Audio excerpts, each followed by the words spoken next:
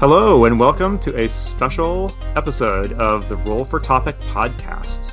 My name is Andy Rao, and I'm here hosting a game of Dungeons and Dragons. A couple of weeks ago, in our last episode, Chris Salzman and myself, and our guest Kyle Latino, did a special episode where we came up with a dungeon on the air. And this episode, here I've gathered a couple of friends of the show, and we're going to play through that dungeon with me as the dungeon master. So, with that brief introduction, I am going to ask our players today to briefly introduce themselves. So why don't we'll start with you, Aaron, and then how about each of you guys introduce yourselves, and then why don't you share with us what is a role-playing game that you think doesn't get the love that it should? So, Aaron, why don't you start us off? All right, my name's Aaron.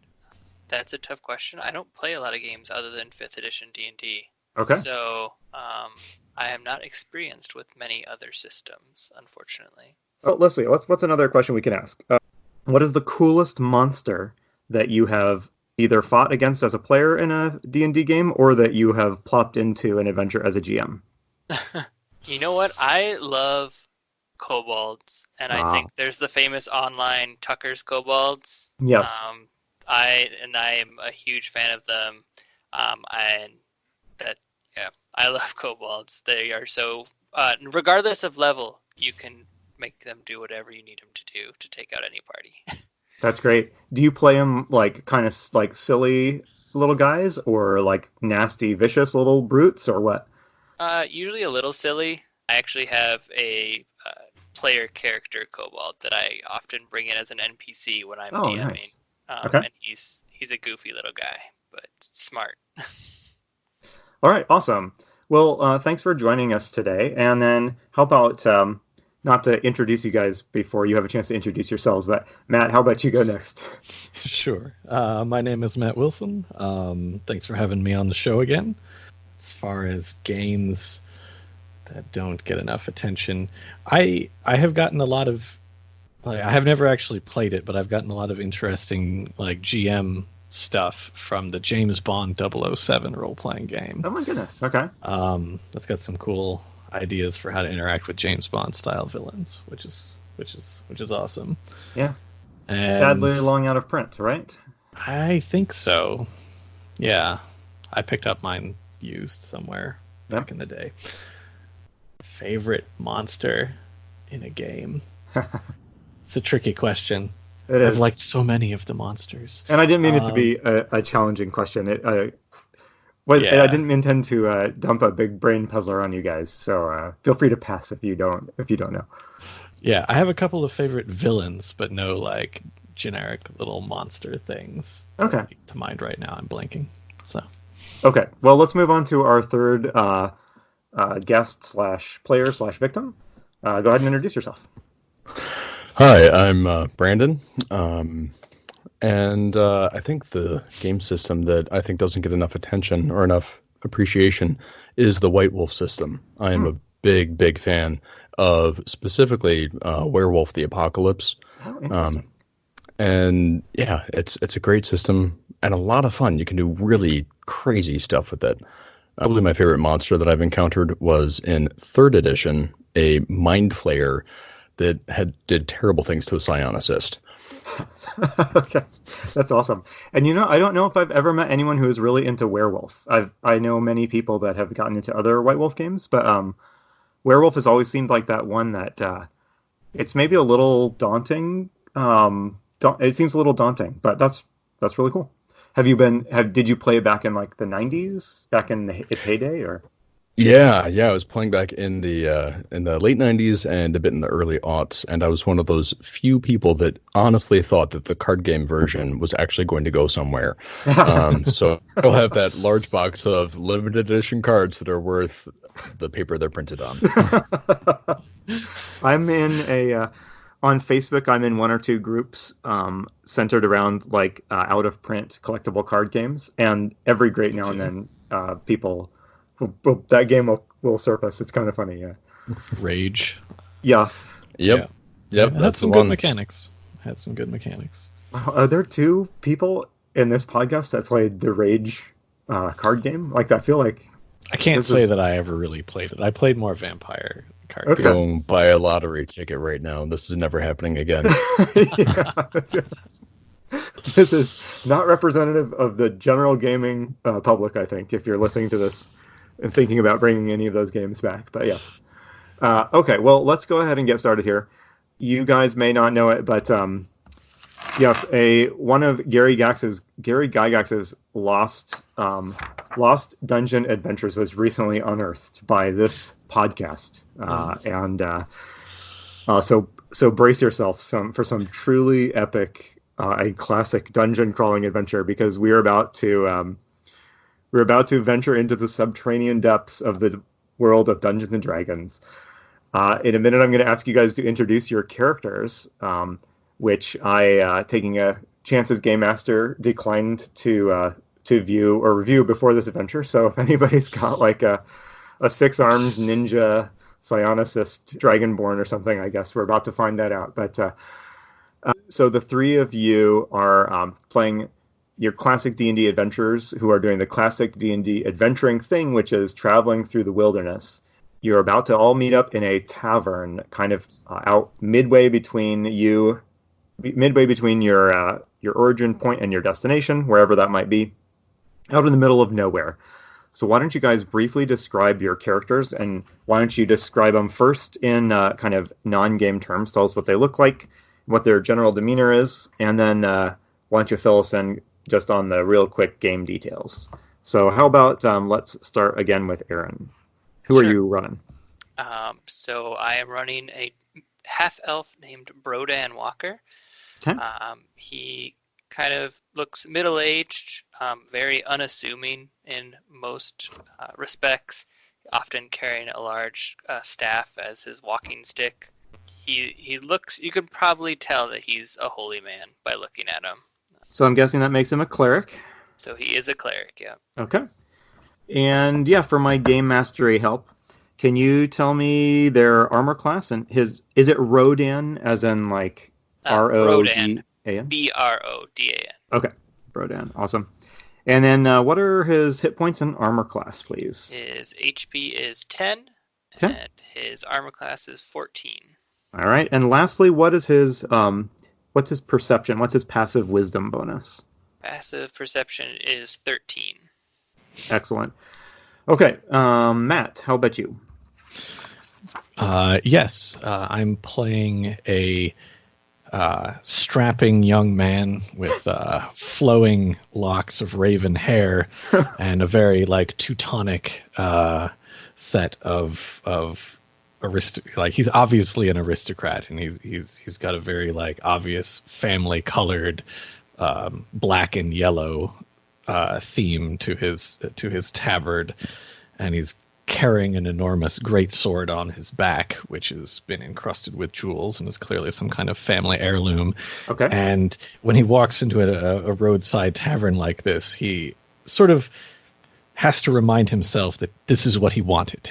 He wanted to go out into the world and have adventures. It looks dingy in here, but he's trying to do his best to deserve the inheritance that is so rightfully his. And his name is Karis Lynette. Okay, and how do you spell Karis? Keris. I took a guess here, and I got literally every letter except the S incorrect. So, and would that make him a human fighter? He is a human fighter. Okay. From a noble background. Okay. And how about hit points, armor class, and perception? Hit points are 12, armor class of 17, and his perception is 13. Okay. Somehow, he's actually pretty smart.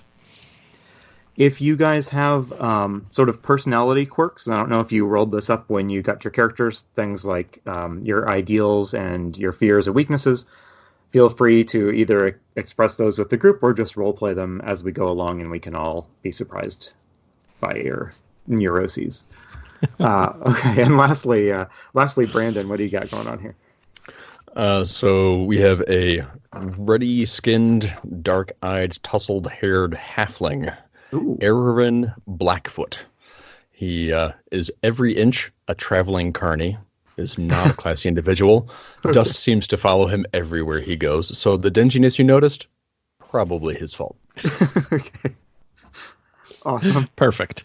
And so he is a halfling Barbarian. barbarian. Oh, wonderful. Okay, I should have guessed. All right, and hit points, armor class, and perception? Yep. So hit points are 15, AC is 16, and passive perception is 13. All right, well, the three of you have been traveling for some time through the wilderness, through the mountains, through the forest, and you are still some ways from your destination, which is a marvelous fantasy city filled with adventure and treasure and danger. In the meantime, you need to find a place to sleep for the night. For the last couple of nights, you have just been camping out in the wilderness. It's been uncomfortable, it's been cold, it's been wet. And so it is with some cautious excitement that you note signs of a small settlement coming up ahead of you on the road. As you approach, it turns out it's less of a settlement and more of just a little bit of a way station, probably for traveling merchants and maybe adventurers such as yourself, making their journey along this road. Ahead of you, on the side of the road, is it's not completely decrepit, but it is a somewhat battered two-story tavern with the not super promising name of The Last Fish. This might cause you to look elsewhere, were you in a situation where you had choices, but you don't. Even though you're not quite sure about the quality of the tavern, you can't deny that the smell of cooking meat and the flicker of torchlight in the windows and the sound of raucous conversation and laughter from within proves to be irresistible. So the three of you head into the tavern. The tavern is not as filled with life and laughter as you might have guessed, but there are a number of interesting individuals here. A couple of people catch your eye. The first, your eyes are drawn first, as usual, to the bar behind which a man stands who is obviously the innkeeper. He is busy filling a plate with some somewhat dubious-looking baked fish. Perhaps this is a specialty of the tavern. You may find out in just a moment. He glances up at you, gives a sort of brusque, but not entirely unfriendly nod, and goes back to preparing the meal for one of the patrons. And then I would like each of you guys to tell me about a patron of the tavern that you see in here. And let's see. We'll start with Brandon. Why don't we start with you? And can you describe someone shifty who is in this tavern? And I guess anybody can chime in, so if you get stuck. There's an old farmer that is sitting not quite right on the corner of the bar, but he is clearly the guy who always has some kind of side hustle going on. The kind of guy where you're not sure if 50% of the teeth in his mouth are his or if they're fake, but the other half are definitely missing. Perfect. Okay. And one or two tables away from that guy is another person, Matt. Why don't you tell me about a patron of this inn that you really did not expect to see in this tavern, that you would not expect to find in this environment? Well, I would definitely not have expected to see one of the fair elven races in such a dingy, human establishment. So my eye is immediately drawn to them. I know them to be very noble people. And if he's here and seeming to enjoy himself, then clearly I will be able to do so as well. Okay. And I'm thinking of going to the bartender and buying a round. Okay. And Aaron, who in this tavern is about to be booted out by the bouncer because they're drunk beyond belief and starting to hassle the staff? Well, you don't normally see them getting quite that drunk, but the clearly overweight dwarf who is walking around, strutting around, slurring his words, and seems to be looking to want to pick a fight, but most of the other people there seem to just be ignoring him as if this is a regular occurrence. All right, and no sooner do you notice that dwarf than he makes eye contact with the three of you. It takes him a second to sort of focus on you guys and decide what to do. But when he does decide what to do, what he's decided to do is to lurch forward drunkenly. He stabs a chubby finger in your direction and mumbles something that you are able to make out as, "You aren't from around here. What are you doing here?" My good sir, we are just mere travelers on our way to our destination, looking for a warm meal and a warm bed. Well, the last time I saw a bunch of elves, they were running away from battle, leaving the rest of us to clean up after them, huh?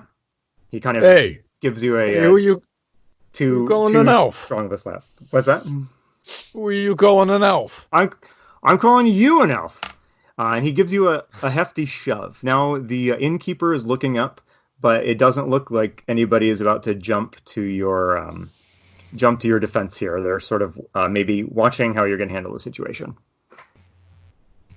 So he gives Aaron a shove, and since you're quite a bit less weighty than him, that propels you back out almost through the door. You got a strong arm.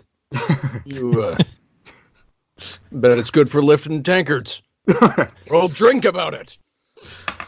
All right, that actually makes him laugh. So that we'll drink about it. Yeah, we'll drink about it. Barkeeper, another round on this guy here. And he slaps you in a companionable manner on the shoulder. Do you object? Not at all. I was about to buy a round for the bar anyway, so okay. I nod at Aaron and I toss a gold piece. What can a round cost? A gold piece? Okay.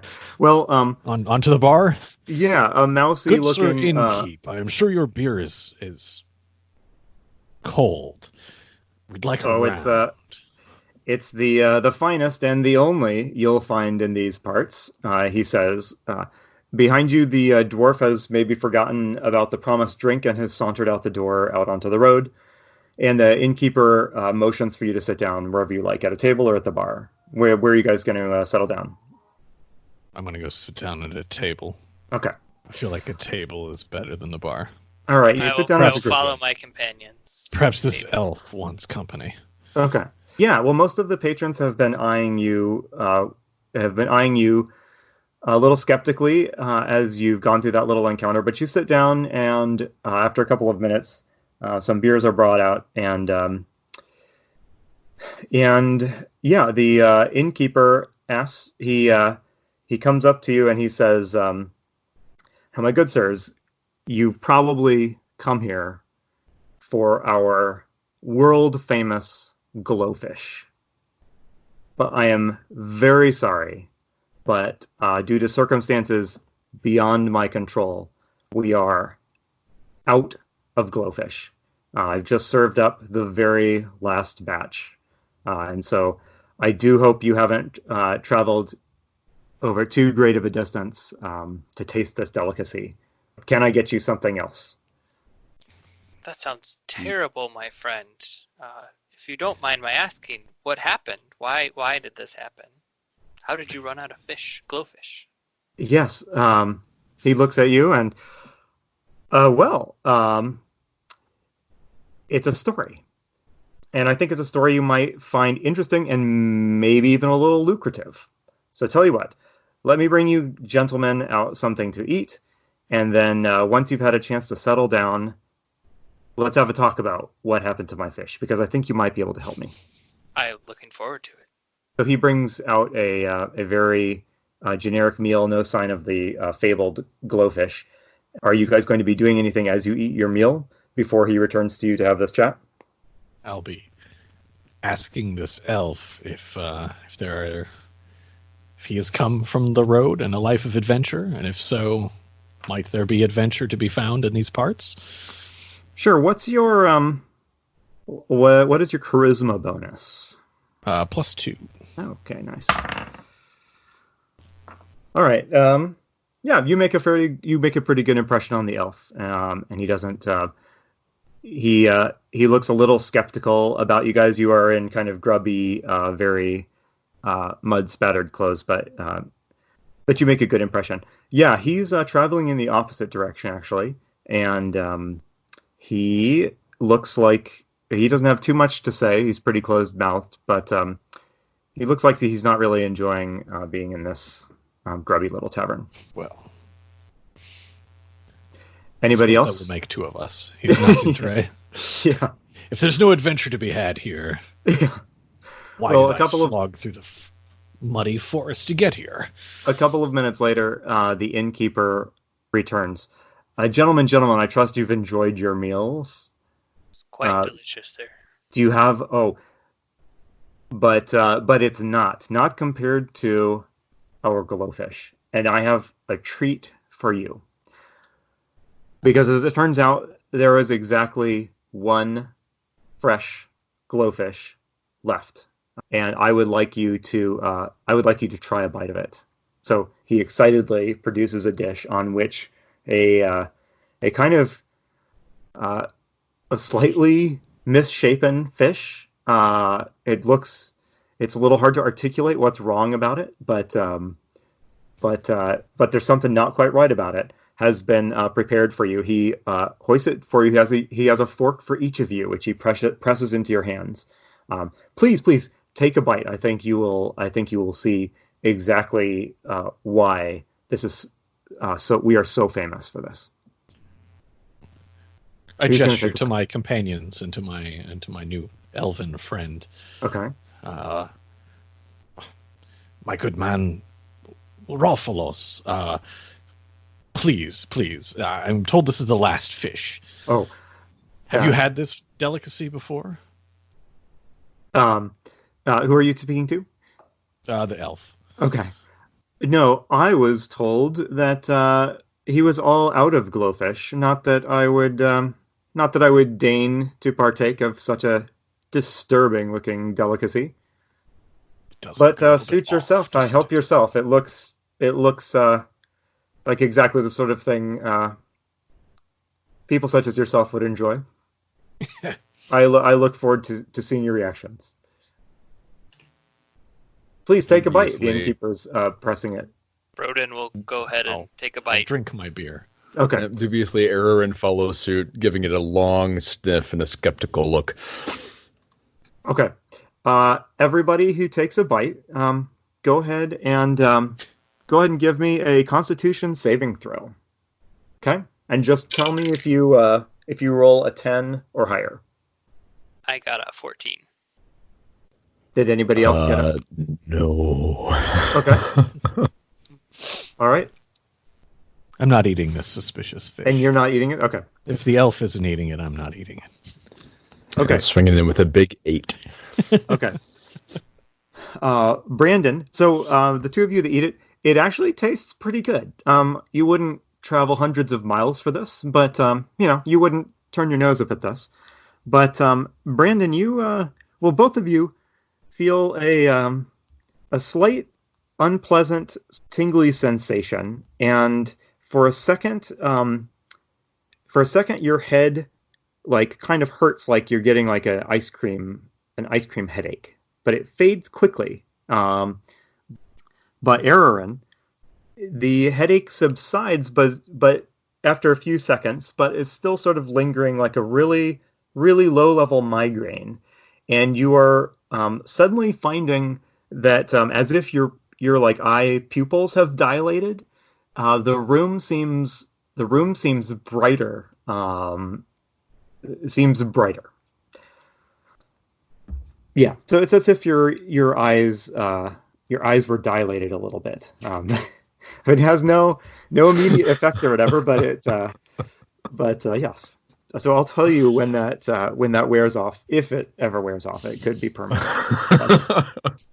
The innkeeper is eyeing you kind of almost eagerly, and you notice that he's actually staring at your faces, like as if looking for some kind of reaction.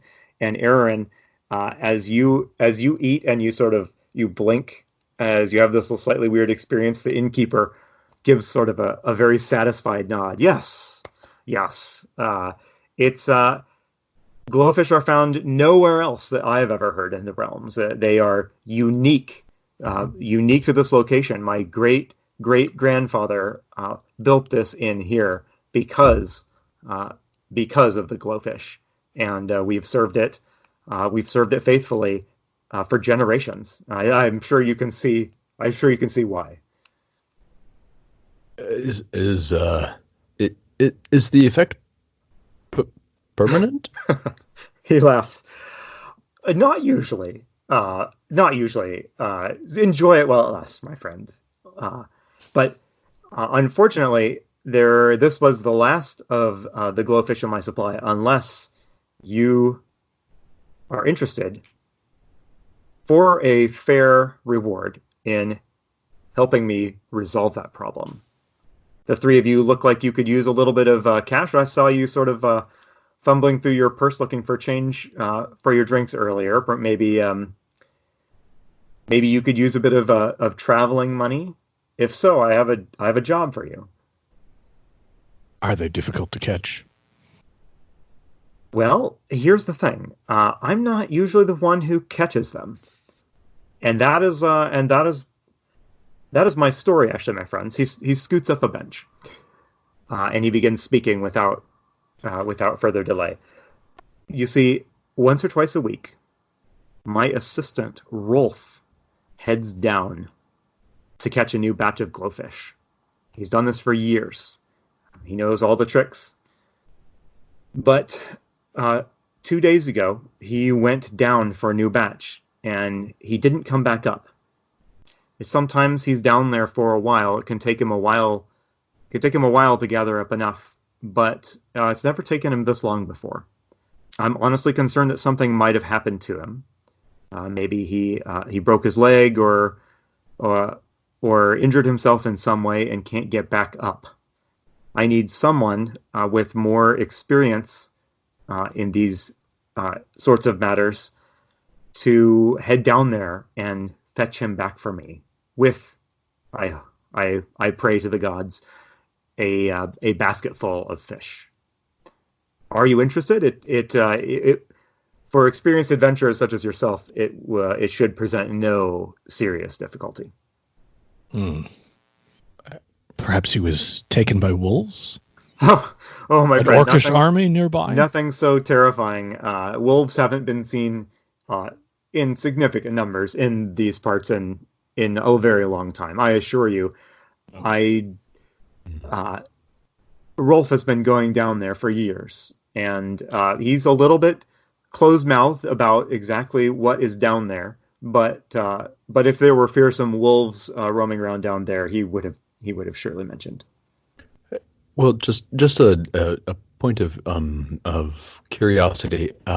You keep saying down there. Is that south, like south on the map, or is that down below, like underground? Yes. Like a difficult and dangerous passage to the underworld? It's more the latter than the former. He taps on the table and he gestures to the ground. It is, my friends, and he looks around almost conspiratorially as if he doesn't want this widely shared. It is directly below our feet. See, your basement. In the fish basement, are raised in your basement. In the basement of this building, my friends, is a cistern. It was there before we built the building. It's very old, and Rolf goes down into the cistern, and he comes back up with fish. I don't know what's down there exactly. I've never been there myself. But are there foul, evil, ghostly presences emanating from this cistern? My friend, I could never run a tavern successfully if there were foul, evil, dangerous creatures directly below our feet. Like that's what a ridiculous what a ridiculous notion. I'm sure it's perfectly safe, but it does require some manner of physical dexterity to get down there. My and companions, a Yes. man is in need, and as such, we should be doing our part to help those who need it. Oh, this is most certainly terrifying, questionable, and fascinating in equal measure. I'm in. I suppose this municipality probably lacks a sheriff, and in their stead, I feel compelled to act on behalf of the locals. I'm The so little people. I'm so grateful, my friends. The truth is, I've already asked our stuck-up elf friend over there, and he told me no in no uncertain circumstances when it became clear that going down there does involve getting wet. I didn't mention that, but yes. I am already wet. Okay. Well, very well, my friends. Well, I don't wish to rush you, but the longer we go without glowfish, the longer we all go without the most delicious delicacy known to the humanoid races of this fantasy world. And so I beg of you, finish your meal, gather your resolve and your equipment, and tell me when you're ready to venture down into the very small, not scary or dangerous environment in which my experienced assistant disappeared. So just tell me when you're ready to go, or if there's anything I can do to help you. We have a limited set of supplies here. We don't get a lot of merchants through here, but if you do need basic supplies to help you, I'm happy to provide those, and I will even be happy to have that be on the house as a gesture of my confidence that you are going to be able to bring Rolf and the fish back. Definitely bring the fish back, and if Rolf can be brought back, that it makes me even more happy. I look skeptically at the carcass of the fish and request another beer. Okay, of course, another beer for everyone, but maybe not too many beers if you're heading down the cistern. But yeah, so he brings out another round of drinks for you guys, and then he says, "Thank you, my friends. Just tell me when you're ready to go. I need to tend to my other customers who are indeed looking ornery that you have been occupying this gentleman's attention." So he gets up to serve some other customers. You hear him apologizing about the lack of fish to that shifty-looking farmer. And is there anything you guys would like to do or acquire or ask before you tell the innkeeper you're ready to go? Do either of you have rope? Because I do Yes. not have rope. I have a blanket. Oh, how did you last this long? That's terrifying. Yes, I have 50 feet of hempen rope. Okay, That excellent. one of us does. It wouldn't be an adventuring party if there weren't a few hundred feet of rope represented, I feel. This Yeah. is why I keep But you guys no one knows how around. to tie a knot. But of course, no one knows how to tie a knot. Everyone has rope. No one knows how to use it. That's right. I certainly don't.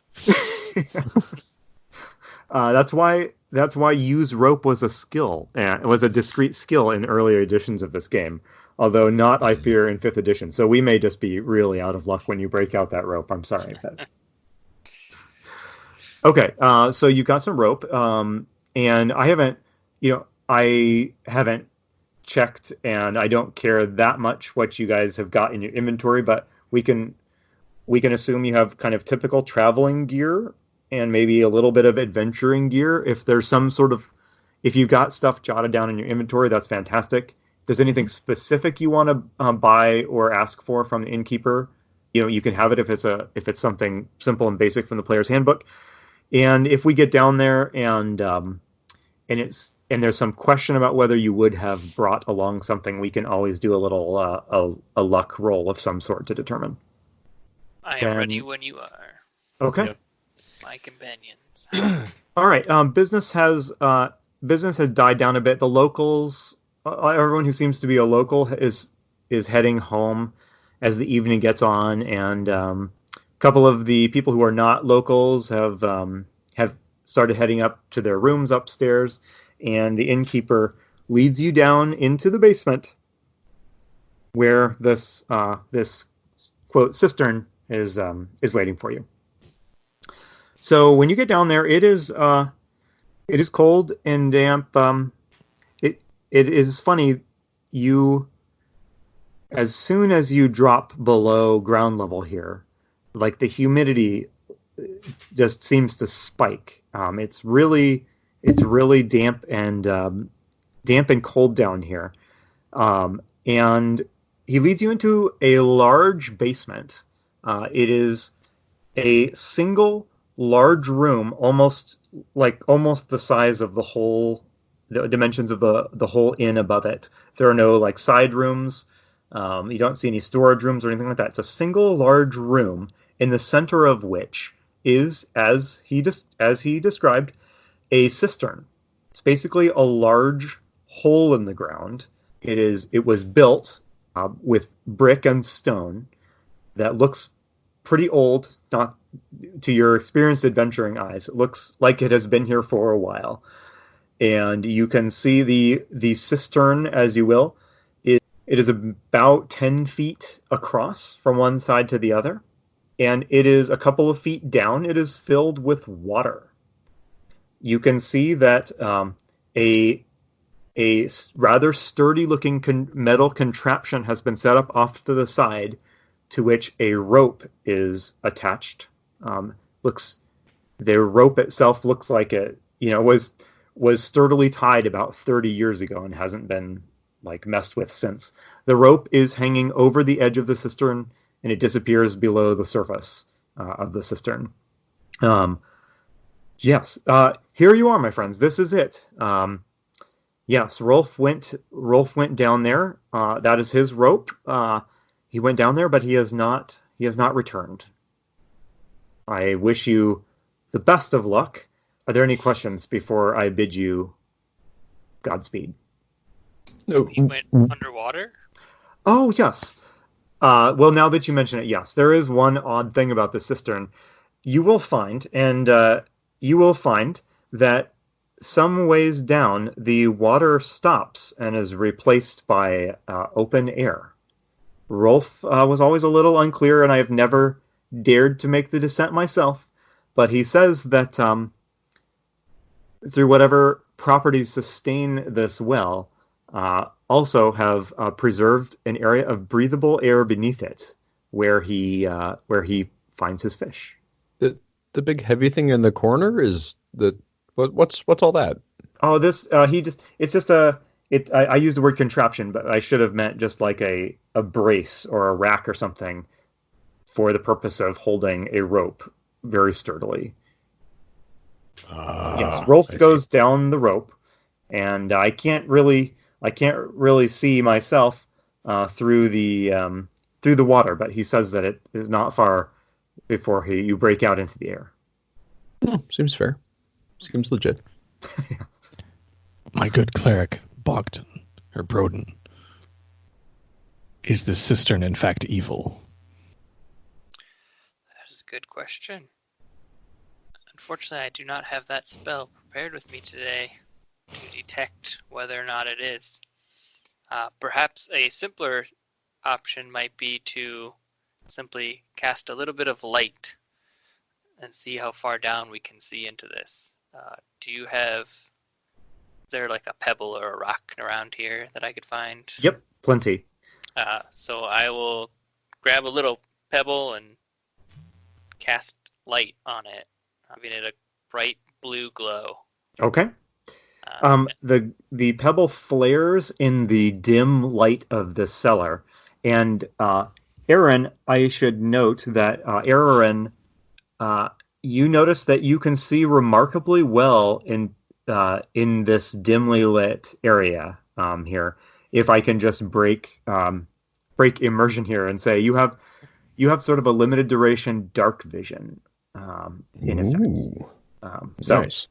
All right. So you've got this glowing stone. Did you say you were dropping it down the well? Yeah, I'm going to drop it and see how far down I can see it sink. Okay. It's pretty dark in here, but you're able to follow the light. The stone hits the water with a plop, and it sinks down at at the rate you would expect it to for a little while. After a couple of seconds, it abruptly drops away very quickly. And then after that, you can see a very faint, what might be a very faint glow where it may have come to rest down farther below, but it's pretty far down there and pretty dark. Well, at least we know we won't be in the water for very long. An excellent Yes, test. the innkeeper says, yes, Rolf, I don't think he found it pleasant to go through the water, but I don't think it is dangerous as long as you keep moving quickly. I will grasp the rope Okay. and attempt to pull it out. Pull it up. Yeah, pull it up Okay. out of the cistern. All right, you pull it up, and you pull it up, and you pull it up, and you pull it up, and you find and it's after about 50 feet worth of rope. You pull it up, and the bottom of the rope has been severed. The innkeeper says, Rolf, there is usually like a little basket, like a small pallet tied to the bottom of the rope.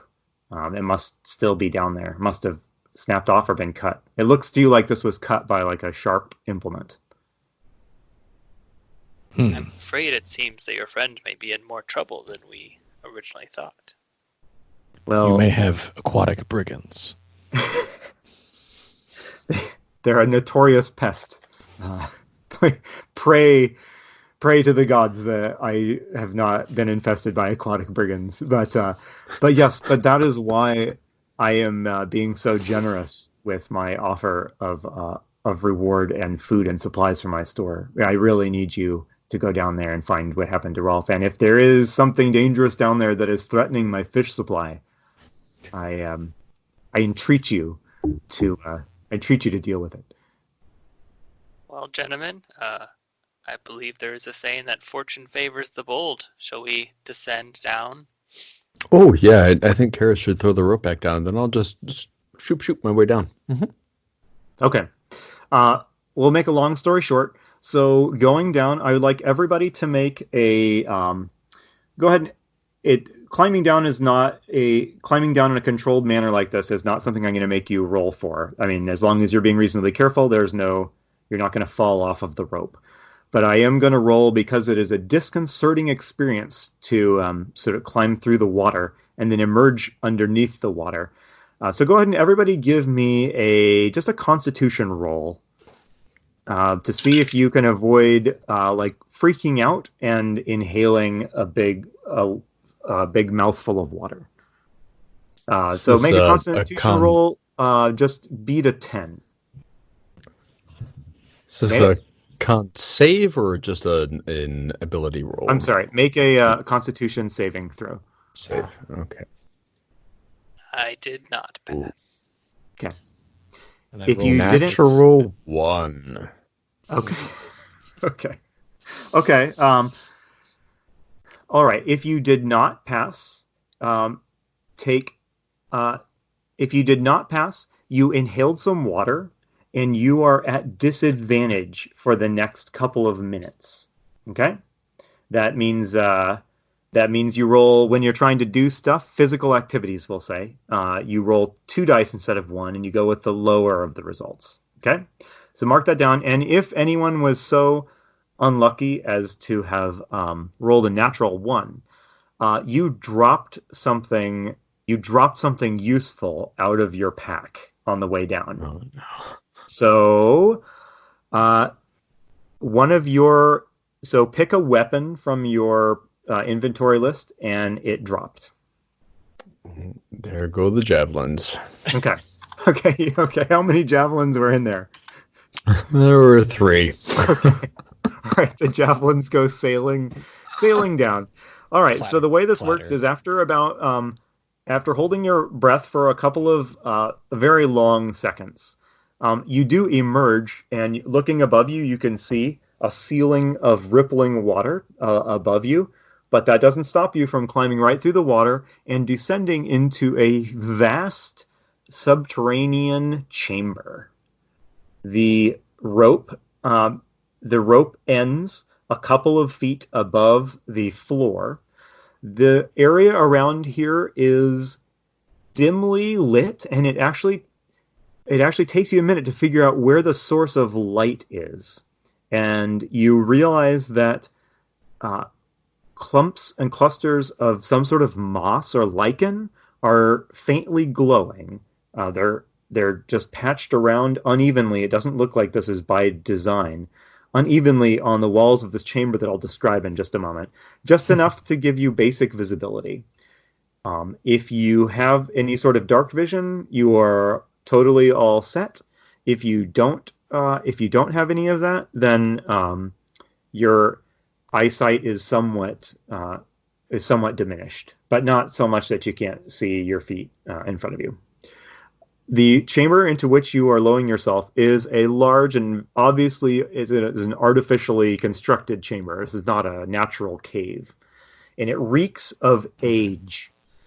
You are descending into some sort of watery, large cistern chamber. It's a little difficult to describe, and the image when we were coming up with a description of this chamber, the image we kind of settled on was: have you guys seen photos or drawings of the are underneath the city of Istanbul or Constantinople, those like underground, like I don't know what they're called, cisterns, like cisterns, aqueducts type of area. Anyway, you're in a chamber that evokes that feeling. Okay. You drop. It's very large. It is circular. It's very large, maybe 100 feet from one side to the other, and you have dropped down directly in the middle of it. You are standing in about 2 inches of water around, and you are standing on a platform that is very slightly submerged, and around you is a lot of around you the platform like drops off, and it's just water with, you don't know how deep it goes down. You can see in the dim light of the moss, you can see immediately that there are 2 exits out of this large cistern chamber. One, and they are both on opposite sides. One on we'll say one on the left and one on the right. Both of them are curved doorways, a little bit shorter than you would expect for a facility built for humans. There is also, so if that is on the west side and the east side, there are pretty much identical doorways heading off in those directions. To the north, the northern wall, to the north, the platform you're on drops off and it just becomes like an open underground lake of some sort. And there is a tunnel ahead of you in that you would have to swim it. You would have to swim down this tunnel ahead of you heading north. So I don't know if I've described that well, but 3 exits, 2 of them clearly artificially made and meant for people to be traveling through, and one of them a more dubious passageway that you would have to swim going north. It looks like the floor of this chamber is all submerged, and there are periodic drop-offs where the flooring gives way to water, but you could move all the way around this chamber with a little bit of care. All right, are there any questions? The passageway to the north, is it a hallway that like slowly becomes entirely submerged, as in completely underwater, or is it simply that the floor drops away but there's still breathable air above? It looks like, as far as you can see, and with your dark vision you can actually see, it looks like, as far as you can see, that tunnel, it heads north, and it never is completely submerged. But towards the end of it, there's like really 1 or 2 hand breadths of like clearance above the water. Okay, got it. All right, what would you guys like to do? Oh, your javelins scattered around. You go to gather them, and let me roll to see how many of them you're able to recover. Okay.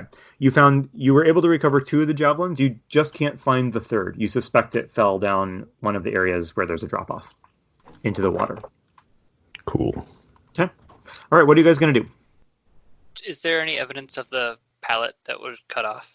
Do we see like pieces of it or There is not. the object itself?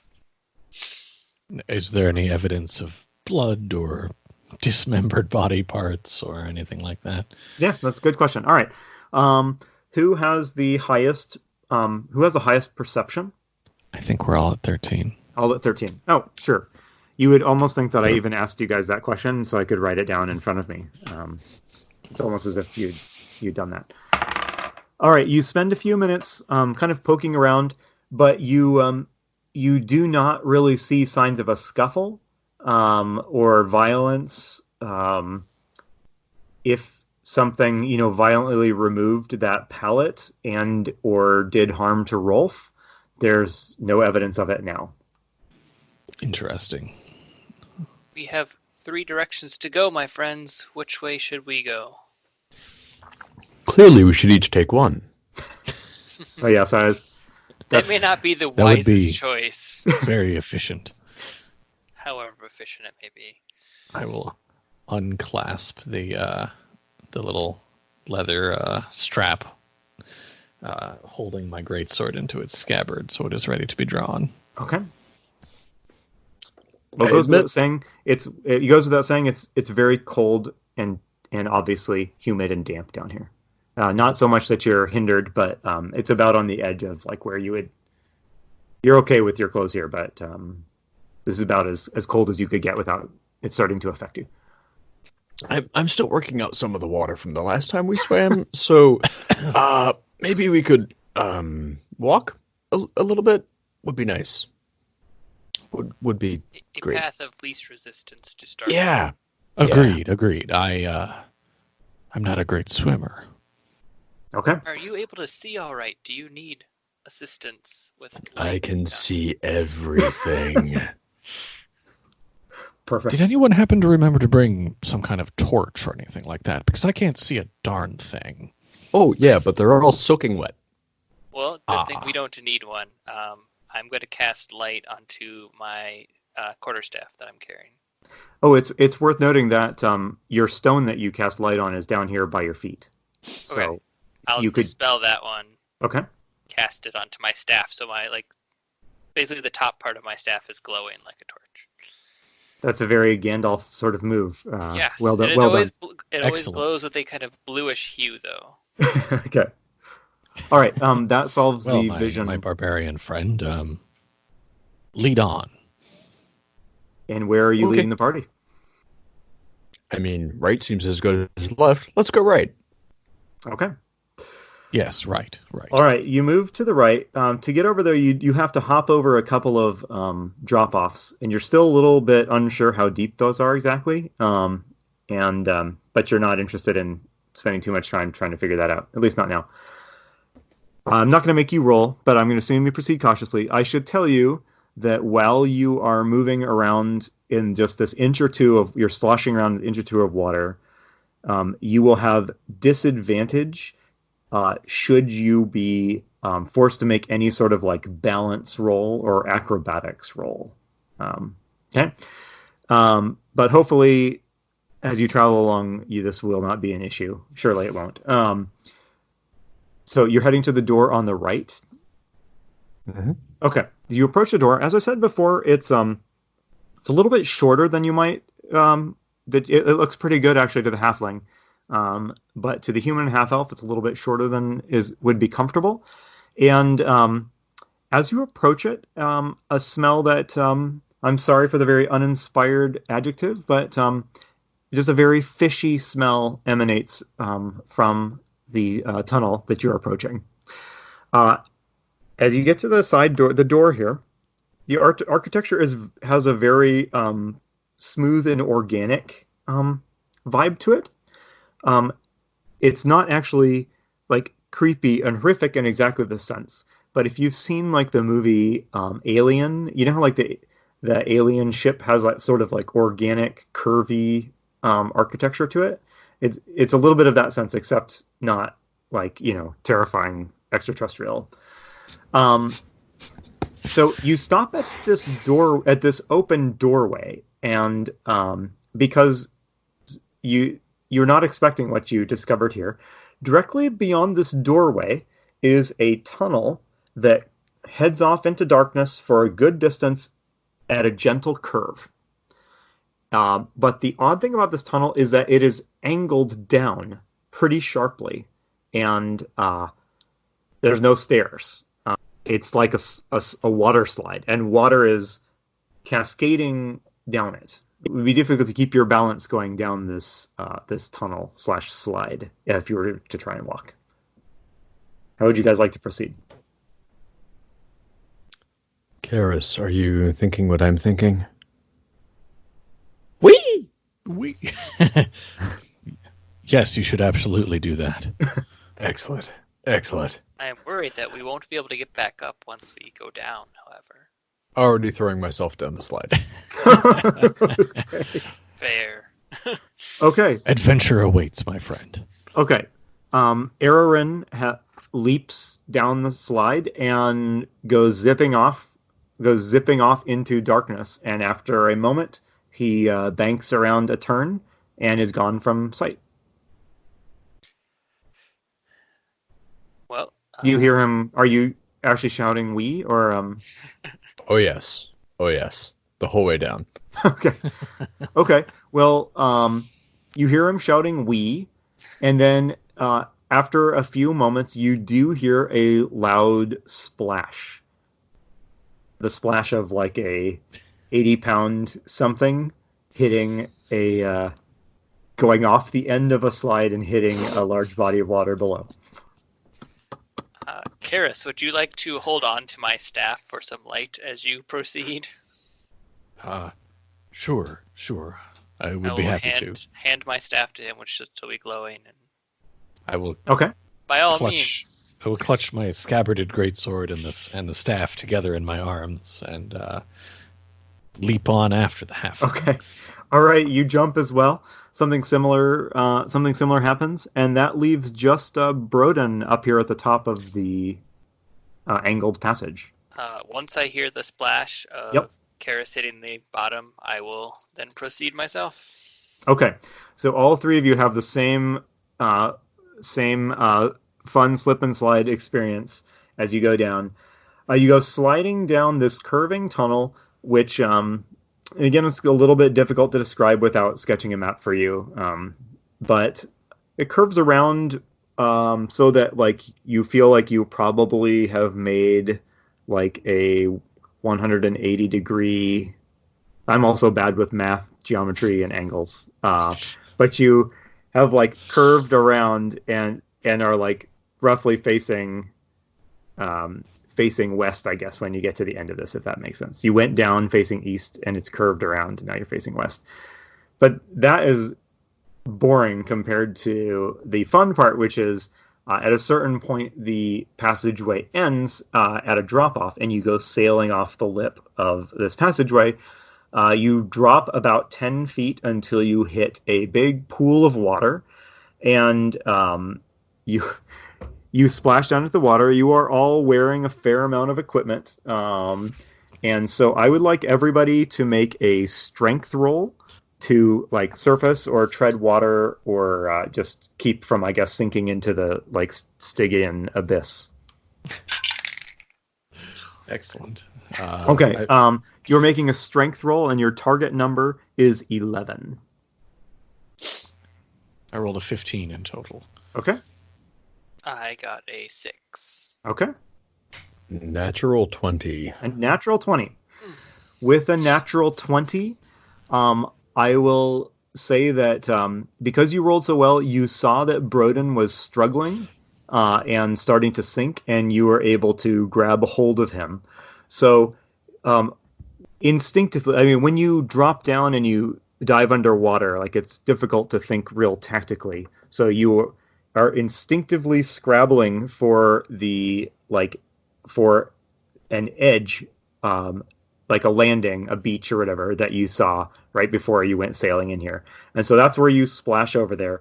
Broden, let's say that you've taken 1 point of damage from panicking and inhaling a lot of water. Okay. But you're saved by Aaron, the surprisingly good swimmer, halfling. He's a barbarian. This is what they do. And then you guys like lurch up to the beach. So imagine that you're at like a pool and you have all swum to the side of it, and you've got your like hands on the edge of the pool. That's where you're all like floating in the water, but you're gripping safely to the sides. And what you're gripping to the sides of is a smooth stone floor in a larger chamber. And this is the chamber that you see. It's like a fairly large chamber from which a wide, steep stairwell ascends and climbs up. Okay, so that's on one side of this room. You could go up. You could access those stairs if you were to climb up onto the landing here. The other thing you see are a group of strange beings. 5, what could only be described as fishmen, are sitting in a cluster off to the side of the chamber, perfectly still. These fishmen are sitting. It is difficult to ascribe to them like exactly humanoid style sitting, but they are all clearly like perched in some sort of like a ritual pose. Imagine a group of people sitting, like Indian style around, a fire or something like that in a conscious, like almost contemplative pose. There's 5 of these creatures. They are 60% fish and 40% like humanoid. They have the heads and mouths and wide, flat, baleful eyes of a very oversized fish. They've got fins and scales and tails. They have human-style arms that end in nasty-looking claws, and they have legs. The legs have a sort of vestigial feel to them, and it looks like they would probably move through some sort of combination of like sliding and using their like legs to kind of propel the slide, if that makes sense. But they're not doing any of that. That's all just crazy conjecture because they're all sitting still right now and they haven't reacted, although you certainly made noise screaming and diving into this water. What are you going to do? Well, haul myself up out of the water. Okay, you haul your sopping wet self out onto the beach or onto the landing here. Or how about the rest of you guys? Yeah, I also climb out of the water. Okay. I want to give Broden and getting out of the water. Okay. The second that the last of you climbs up onto the landing, as if an invisible signal or alarm has been tripped, all 5 of the fish creatures turn their heads to face you almost as one. Their eyes reflect the light from Broden's staff brilliantly, and they regard you with their inhuman gaze for very uncomfortable moments. Something's about to happen? Do you have anything you want to do before things get real here? I'm gonna throw an elbow at Broden. Broden, you're the one that's good at this. Say something. Say something good. Is Broden good at this? We're about to find out. Broden will raise up his hands as a sign of peace and welcome, showing he has no weapons in his arms. And I will just attempt to say in common, "We mean you no harm. Have you seen someone come this way?" One of the fish people seems really intrigued by you, and at the sound of your voice, he slithers in. It turns out your conjecture was right. That is how they move. In fact, they sort of slide using their feet to propel them along. Slithers in a sort of almost snaky way to the front of the group, and you see that this creature is a little bit larger as he approaches, and with his scales reflecting in the light from Broden's staff, you see a number of very old-looking scars that crisscross his hide at various points. He approaches not like, right up to your face, but he's maybe about 10 or so feet away, and he's listening to you, Broden. He cocks its head. It might be cute in some other context, but in this one, it's more unnerving. It cocks his head while you speak, as if listening with curiosity. And then it raises one of its sort of half claw, half flippery arms, and it gives an impatient gesture to its colleagues next to it. Two of the creatures that were next to him reach down to the ground and lift up pole arms with, I guess this is not, Gary Gygax would not like me using this term, but with grabbers at the end of them. The sort of thing you would use if you wanted, for instance, to grab somebody by the neck and hold them. At any rate, so they hoist up grabbers and they proceed to attempt to grab you. So I'd like everybody to make a roll and make an initiative roll, please. So roll and add your initiative, and then each of you tell me what you got, and let's start with what is Broden's initiative? 8. Okay. Not doing well today. Okay. How about Karis?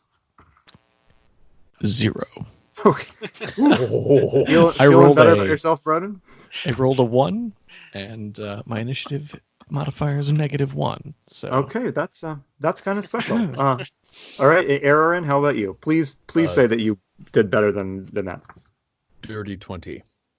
You rolled a what? Dirty 20. So it's a cumulative 20. Okay.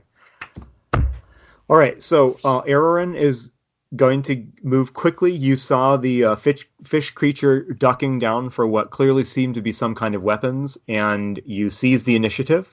After you act, the fish creatures are going to act as a group, and then Broden and Karis are going to, if they're still alive, we'll be wrapping up the rounds activity. So Aaron, what would you like to do? Just for context, this the space you're on is probably about 20 feet by 20 feet square. There are a couple, you didn't notice them until you hoisted up here. There are one or two sort of Warren-like tunnels heading off into darkness, and the stairwell that ascends very high. And the creatures are all in a group of 5, about 10 feet away. What would you like to do? 5 of them all together. So I think the first thing that I'm going to do is I'm going to be very upset about the fact that they're attempting to hurt us in some way. Okay. And I'm really going to lean into how upset I am about this. So I think I'm going to rage. Okay. That's the best way to express your distress. Fish people don't grab me. I grab fish people. Exactly. Okay. Hopefully Broden and Karis have seen this happen before. Otherwise, it's a sight even more disturbing than the angry fish people. But Aaron goes into a halfling rage. Nice. So my very compact and therefore highly efficient rage will drive me to attacking the closest fish person with the man-catcher grabber thing. Man-catcher, that sounds like an official term. Sounds like a better term than grabber. I had a lot of fun at history museums when I was a kid. Okay, all right. So I'm going to come swinging in, and I have a what appears to be a glaive that is appropriate for a halfling, which is really just an axe that's just a little extra wide. Okay. So I'm going to come in swinging with that. Am I still rolling at disadvantage? You know what? Let's see if you've shaken it off. Give me another Constitution saving throw, and tell me if you get a 10 or higher. Nope, that's a natural 1 again. Okay. So I'm going to let you roll every round to shake that off, okay? But for this round, you're going at disadvantage. Cool. So you're attacking the closest fish man with a man catcher? Mm-hmm. Okay. It's armor class. Go ahead. So we just burned a 20. So I have just rolled a Okay. 25 to hit. You serious? So that's with disadvantage? I've rolled a 20 and a 19. Oh my gosh. Yeah. Okay. This Uh, is how I go. okay. All right. Well, you easily connect, and go ahead and roll damage. Okay. So that is 1d10, which I rolled a 9, and I have a +4 for my strength modifier. So a grand total of 13 points of damage. Okay. Whew. It's a mighty blow. Look at me. Hang on real quick. Let me jot this down. I have neglected. There's 2 points of rage damage attached to that. Okay. So I apologize. what is the total damage that you did? So the grand total is 15 points of Oh my damage. goodness. Okay. It's a mighty blow. It nearly severs the fishman in two, like like a chef satisfyingly chopping a fish into that they're preparing for a meal. But it doesn't quite drop it.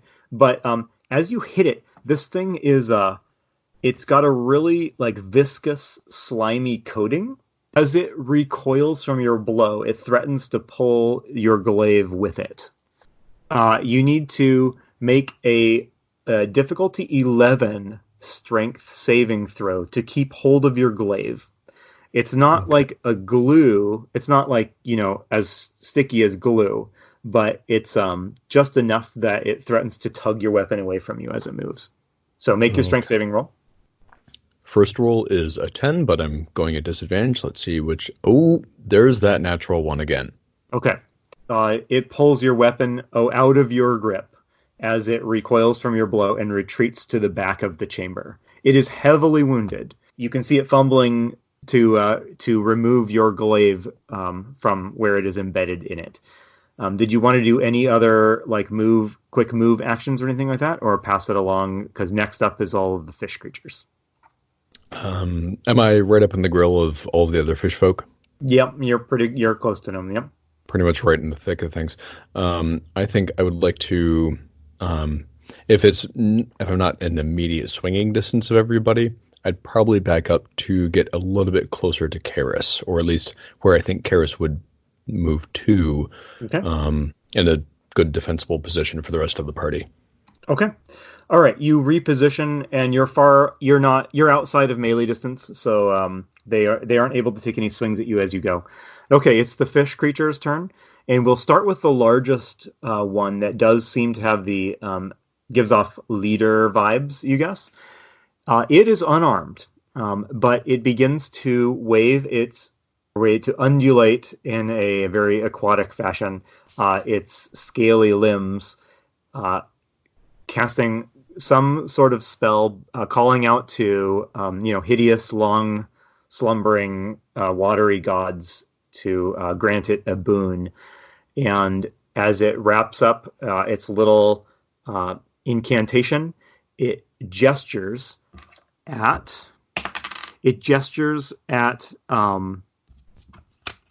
Broden, who had kind of addressed it with the confidence of his own his own religion. Broden, you feel, well, it's a little difficult to describe how you feel. You find yourself catching your breath and like gasping for breath. Make a wisdom saving throw, and you need to beat an 11. We got a 19. You did it. Okay. For a moment, you found yourself gasping for air and fighting a powerful urge to plunge your head into water and take deep, refreshing gulps of water instead of air, but you shake it off. The creature snarls angrily as it sees that whatever spell or thing it just tried to do to you did not work. And it snaps out a command to its fellows, all three of whom charge. Okay, one of them with the man catcher charges you, Broden, brandishing the man catcher, which is making a beeline for your neck. It comes lurching at you. All right, so there's lots of saving throws here this evening. It hits you and does 3 points of damage. Its polearm has some sort of mechanism by which it's attempting to close the grabber part of the man catcher around your neck. Make a dexterity saving throw to evade it. Otherwise, it's going to clamp around your neck. It won't It's meant to kind of is meant to disable you, not to harm you. But go ahead and make a dexterity saving throw. And on this, you need to beat a 10, or you need to get a 10 or higher. I got a 15. 15. Okay. You easily evade the man catcher.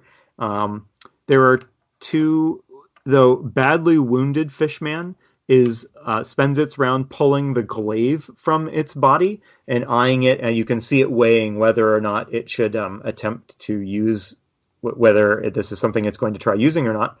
And that leaves two other fish people that both charge forward.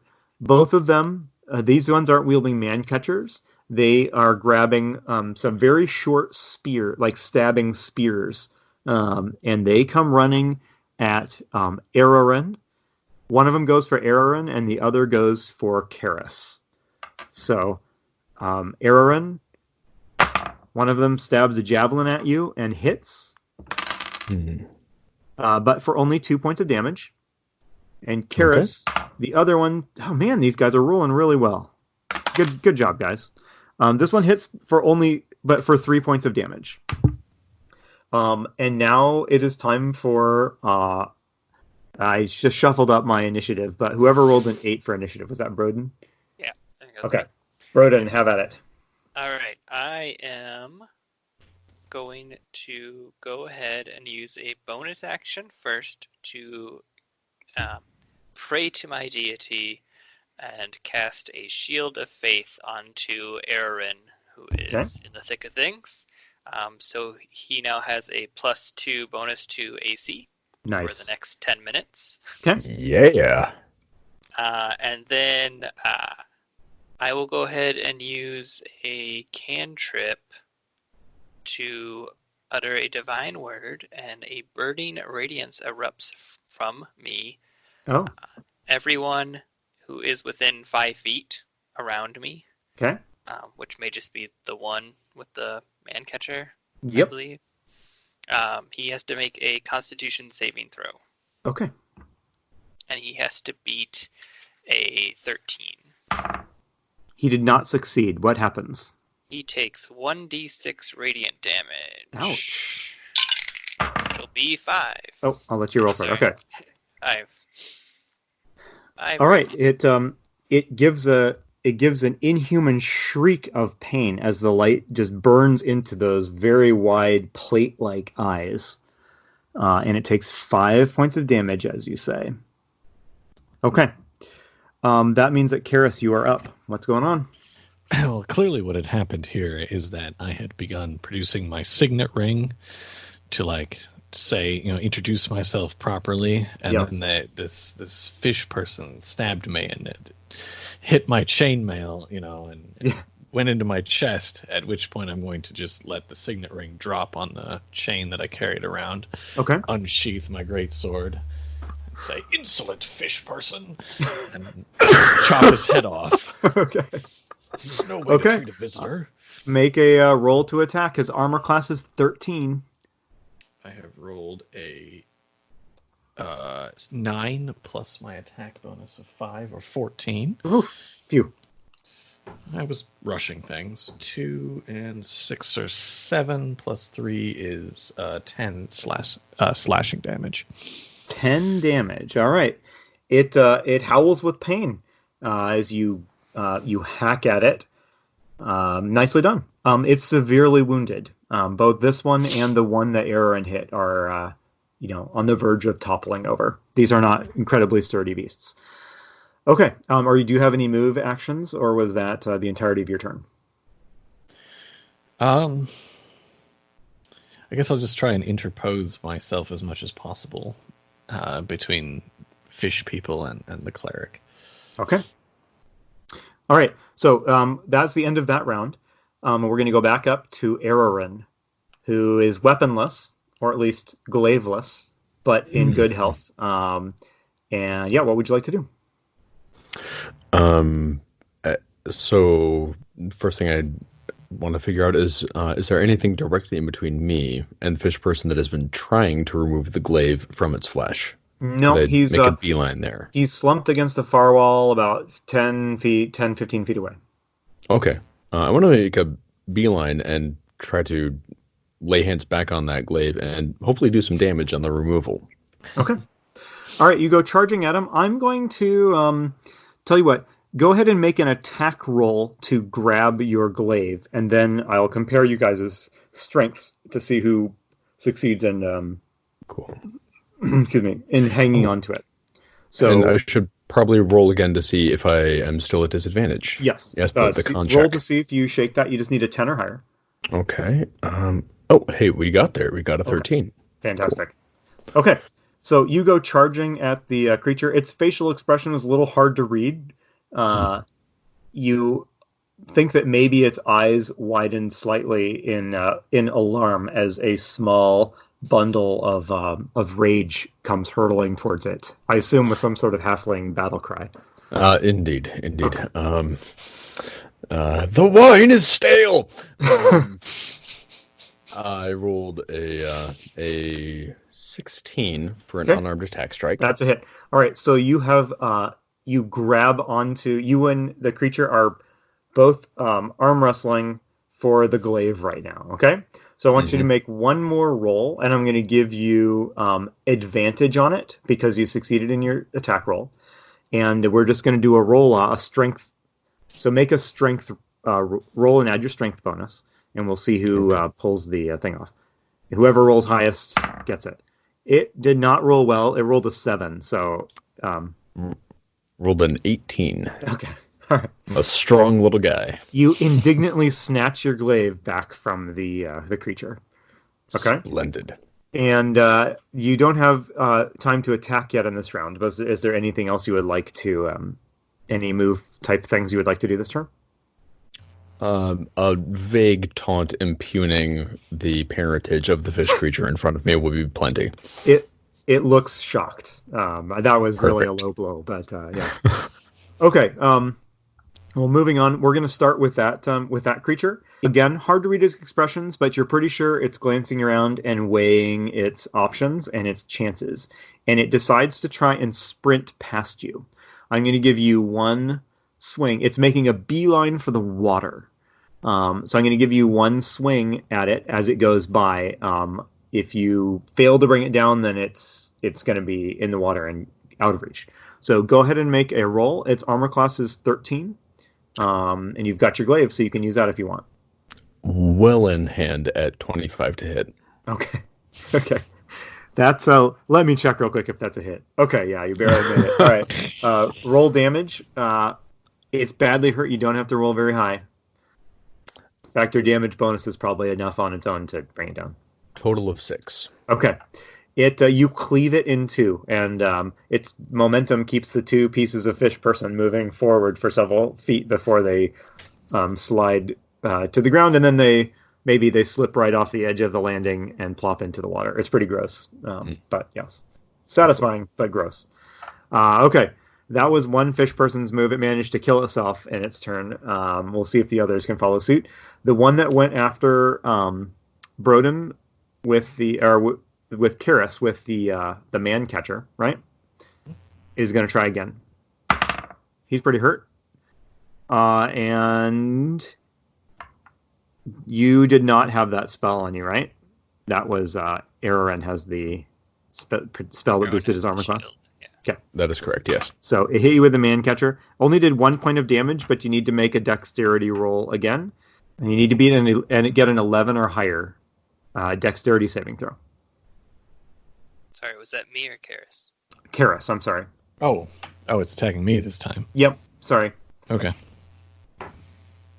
I have rolled a natural 20. Okay, you easily evade, but you took 1 point of damage. Okay.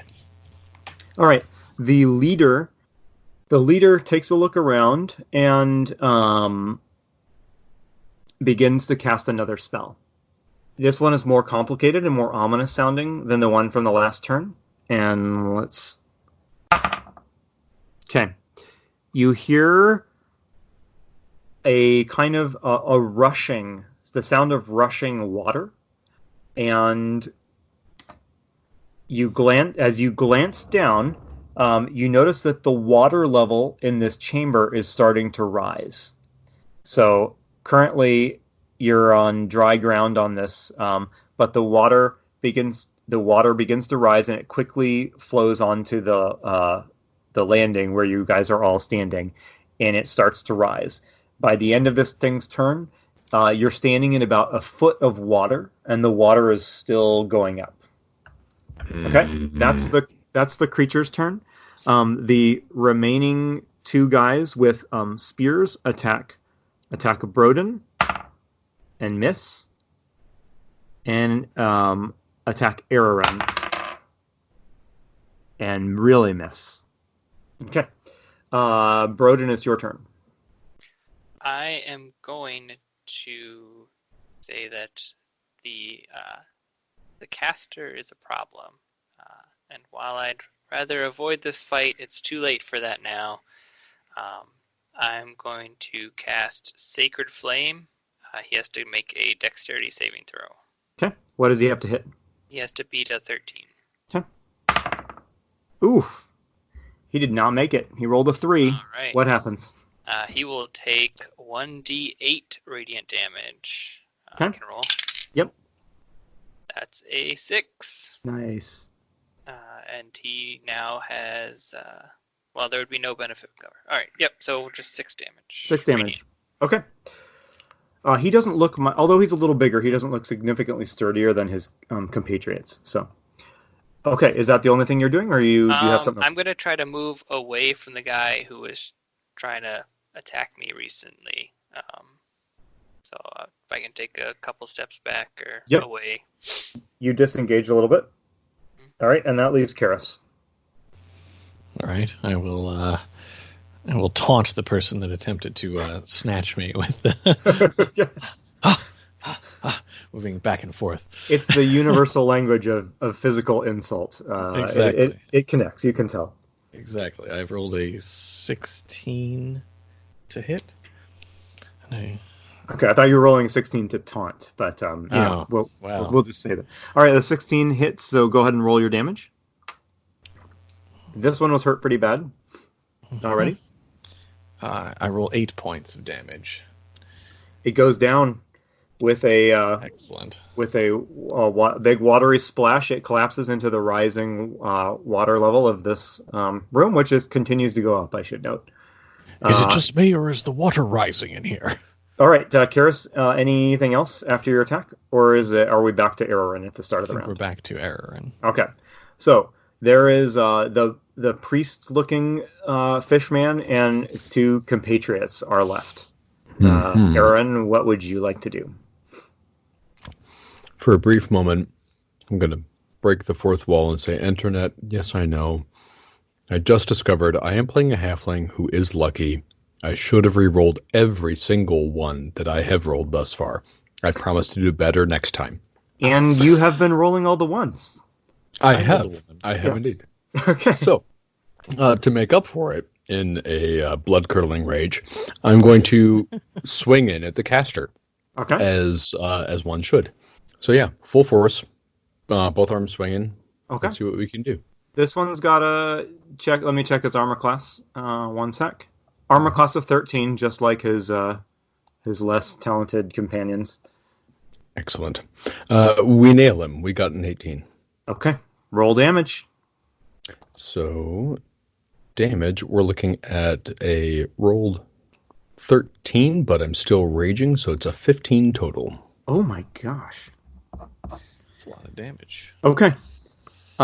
You hammered it. I do one thing very well. Yeah. Okay. It reels from the damage. And as it recoils from the hit, the water level stops rising.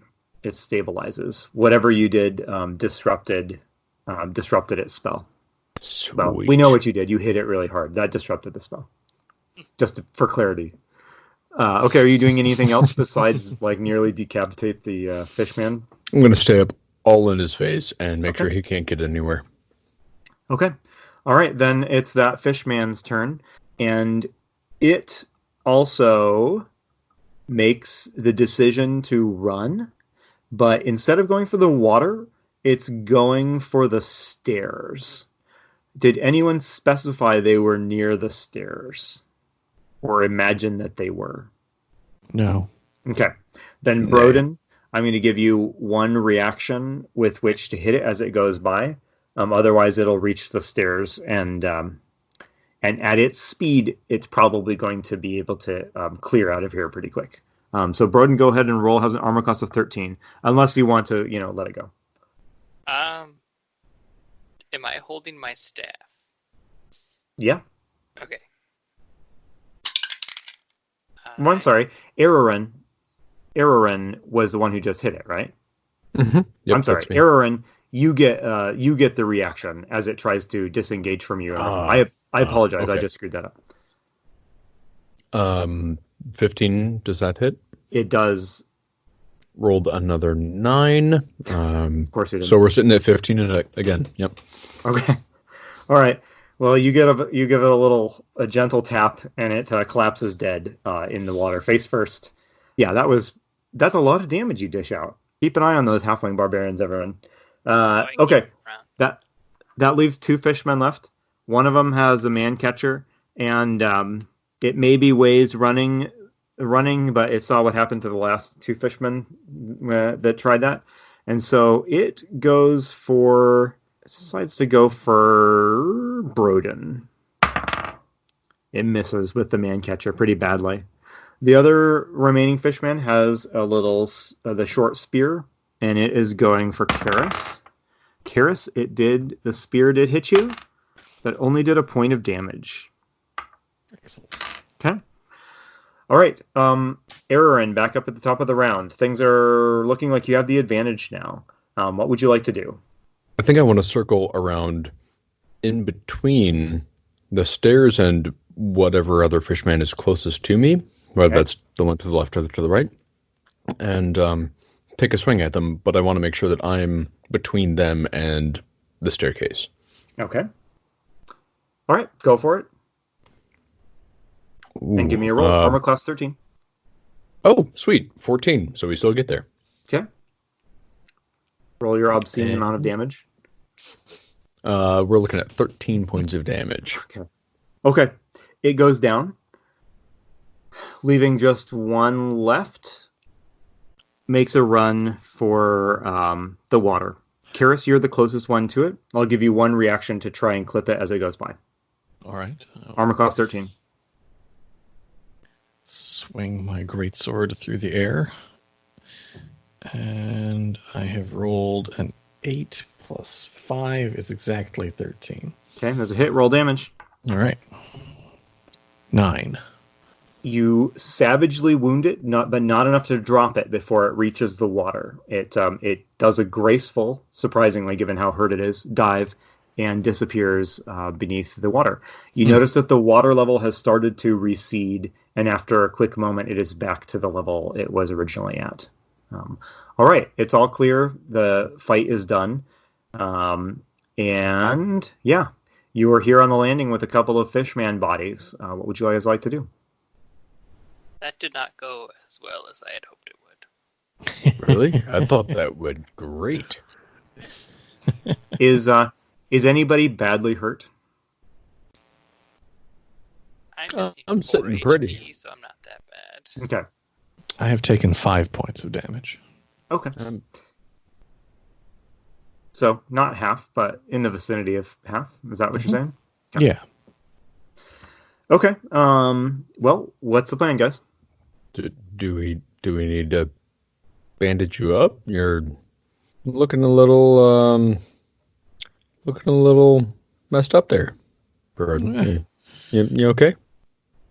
I am doing all right. If Karis needs healing, I would gladly offer my services. However, that might be the last of my more powerful spells. Your shield does last for 10 minutes, so it will prolong into our next venture. So the time is of the essence, is what I'm hearing. Yes, exactly. We need to get a move on. Is the water level still rising in this room? It is not. It stopped rising and it is receded back to the level it was when you came hurtling into this chamber. Ah, excellent. So, should we charge up the stairs screaming and flailing, or should we charge up the stairs quietly? Quiet charging. That's my vote. Quiet charging works for me. Do you need Quiet any charging. healing, Karis, before we proceed? Ah, 'tis but a scratch. I'll remember that during our next encounter. Yeah. I mean, what in the world of D&D could do 7 points of damage in a hit? I mean, it's pretty hard to imagine. It's a rare. I just need to catch my breath, really. Okay. Well, Surely you guys are first. proceeding, it sounds like, as quietly as you can up the stairs. Is that the vibe I got? Sure. Okay. All right. I mean, I'm not telling you what to do. Quietly but quickly. Okay. Yes, quietly. As quietly as 3 sopping wet people. Okay.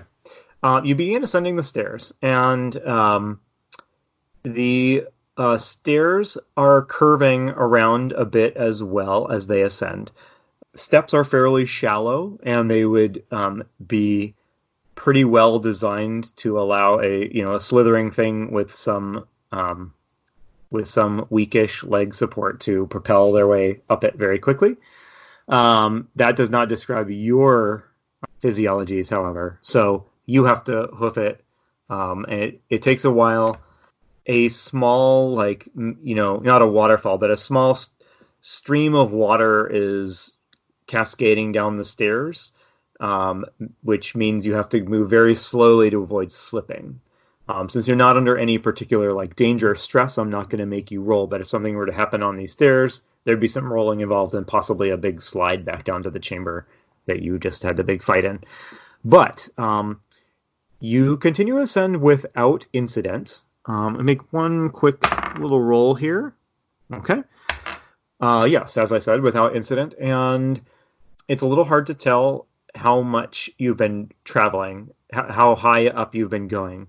But it's been a good distance, and you are wondering if, as you are approaching what you can see, and what I'll describe in a minute as the upper terminus of the stairwell, you are wondering how far below the surface you are right now. You're probably not too far underneath the surface at this point. But that is not the most compelling thing greeting you. What is a little bit more motivating is the sound of human screams coming from ahead of you. As you approach the top of the staircase ends at another one of those curved, slightly too short doorways. From your position on the stairs, maybe 20 feet below this doorway, you can't really make out much except that there is a large and well-lit chamber beyond this doorway at the top of the stairs. And it is through that doorway that the sounds of a man struggling and shouting are coming. Friends, we must hurry. Do you hear that? That is adventure. Someone needs our help. It's the sound of adventure, yes. The screams of the hurt and dying. Yes, okay. We must go through this door.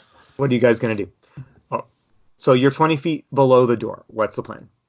Kick it down and look for trouble? Is that the plan? Is that what we're doing? These screams kind of coalesce into some understandable words, and you're pretty sure you heard the phrase, "Get that thing away from me," in there amongst the less articulate vocalizations. There are more of those creatures in there. We must quickly ascend to save whoever that is. Oh, so Hopefully kick the door down and look for trouble. Great, I'm in. I literally kick the door down and look for trouble. Okay, there is no door. It's just an open portal. So you go flying through the portal. Let's say you go hurtling through into a large round chamber, in the center of which is a cistern, not too dissimilar from the one that was the way you got into this complex. Okay, it's a round chamber. In the middle of it is a round hole in the floor. It is like a well, maybe 8 feet wide. The well is shaped like the mouth of an anglerfish, including like a little glowing orb like that is dangling above the well, if you can visualize that. Okay? It's not a living creature, it's just a finely wrought bit of decoration. A number of other things are in this room. The most noteworthy is another one of those fish people. It is a little bit taller. Its scales are a deep purple instead of the kind of whitish blue that marked the creatures you fought below. And it is sitting on top of a gigantic crab, like it's riding it like like a little fancy seat on the back of the crab's shell. One might almost call it like a throne or other sort of authoritative sort of seat. And the crab is holding in its pinchers two things. One of the pinchers is holding a scruffy looking human that is suspended a couple feet above the ground by one of the claws. The other claw is grabbing what looks like a pack, like a backpack of like jammed with like equipment, like an adventurer's backpack. As you watch, the crab reaches that claw over the mouth of the well and like shakes the pack loose, and you see like a rain of gold pieces and a silver knife and a few other things go hurtling down. There's a long pause, and then you hear like some splashing noises as they hit water far below. Okay. The crab then releases the backpack and it goes like floating down the well afterwards. And then it moves. Then it's pretty clear that it is about to drop the human down the well as well. Okay. What are you guys going to do? So I say, Aaron, you just barreled through the room, and this is what you saw. Mm-hmm. I want to point at the human and shout, "Rolf!" Despite the intensity of the situation, he responds to his name. He glances over at you and shouts. There's a quick pause while he tries to take in the unusual sight before him, and then he shouts, "Help me! Help me!" Right room! And I want to ready a javelin to throw at the crab. Okay. All right. What are the other two of you guys doing? I'm preparing my family greatsword, and I'm preparing to charge this crab. Okay. Which I will wedge. All right. And Broden, what are you doing? Mouth. I follow the other two, and I am getting ready to see what spells I can cast. Okay.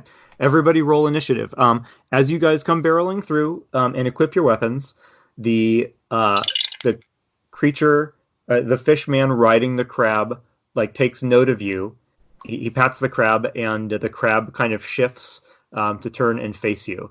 The crab tosses Rolf, for indeed it is he, across the chamber, and then turns with very cinematic crab claw opening and closing motions. I guess you can't hear this, crab people, listeners, people. Imagine my hands making little crab grabbing motions.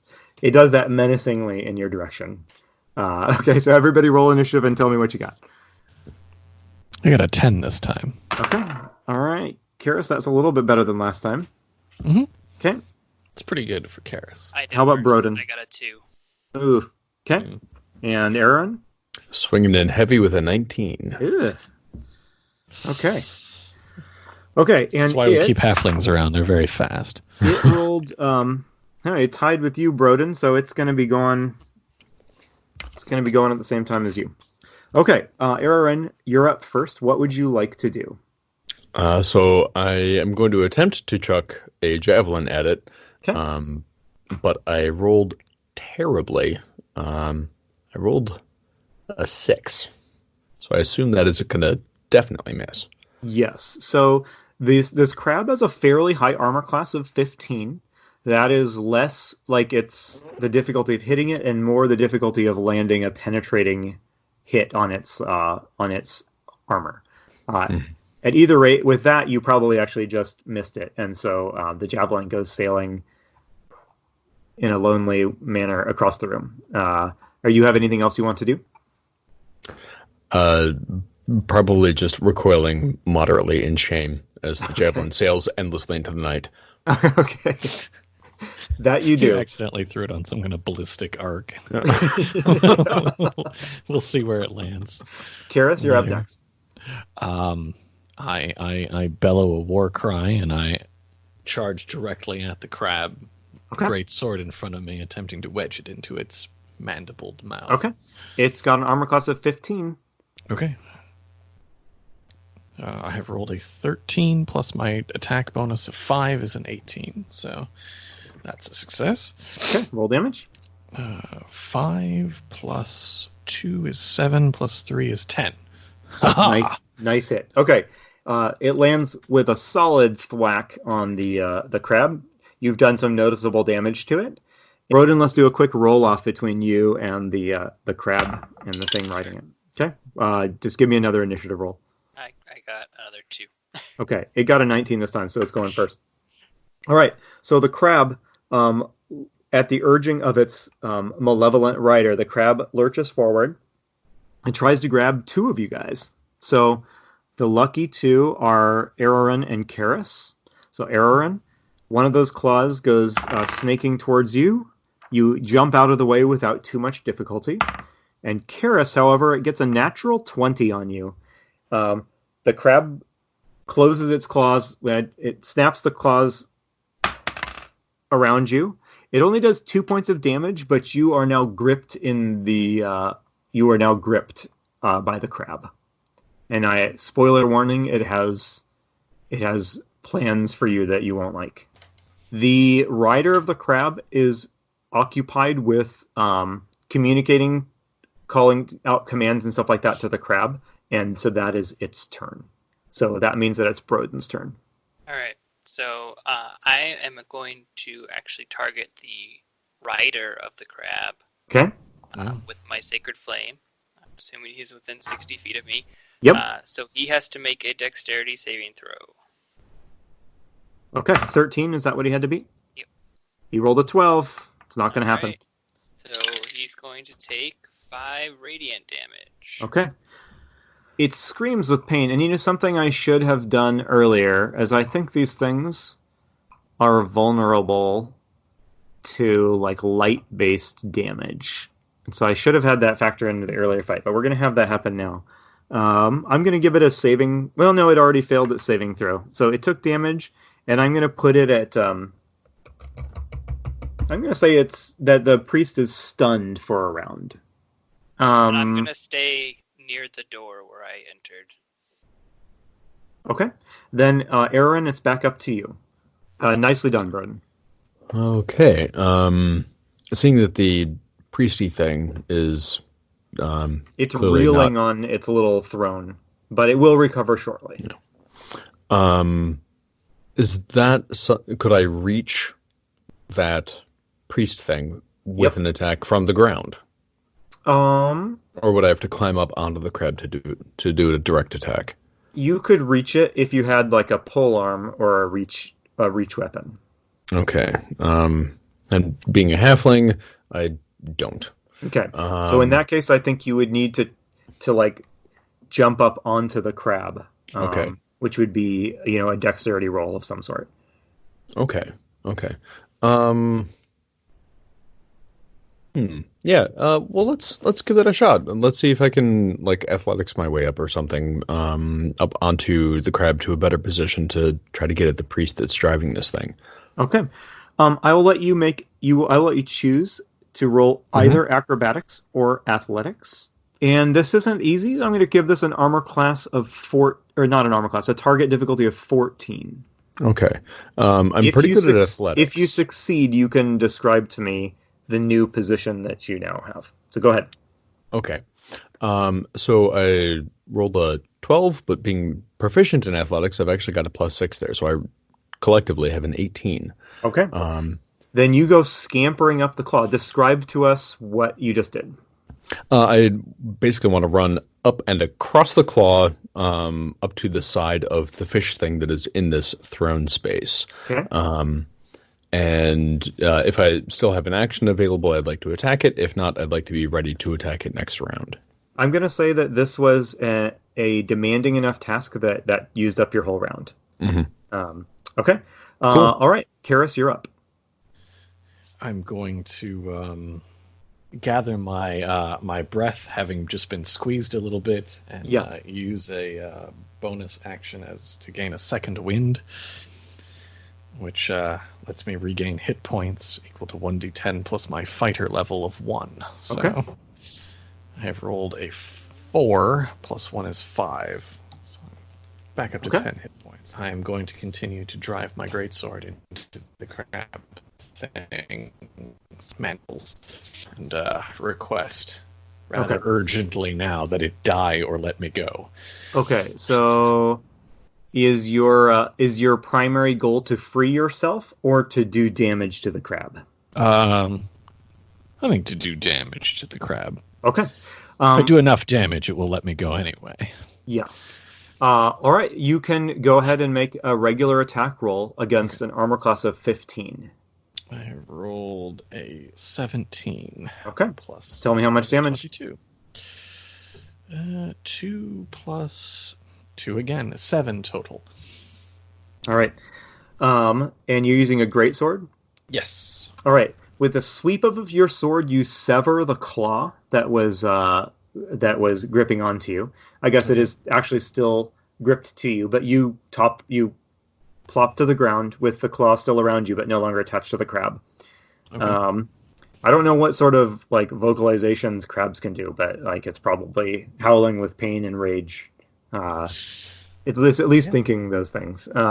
Then it's the priest guy. We ruled that he was stunned. He spends this round recovering from his stun. The crab, well, it was going to do something cool with Karis, but now it can't. So it is in a sort of a panic of pain and confusion.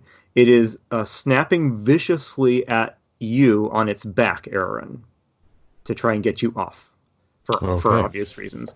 It's also scuttling from side to side, trying to shake you. So I'm going to give it an attack, and then I'm going to have you make another acrobatics roll to not be thrown from the crab as it's shuffling around. Okay. Okay. All right, its attack, it did not, it's pretty, you're positioned in such a way it really can't get you very well with its claw, and so it missed on its attack. But now I would like you to make either acrobatics or athletics, you choose, and you need to roll a 12 or higher to stay mounted on the back of this crab. It's a swing and a miss, a 9. All right. You don't take any damage or anything, but you are tossed off of the crab, and you land on the ground. Last. Okay.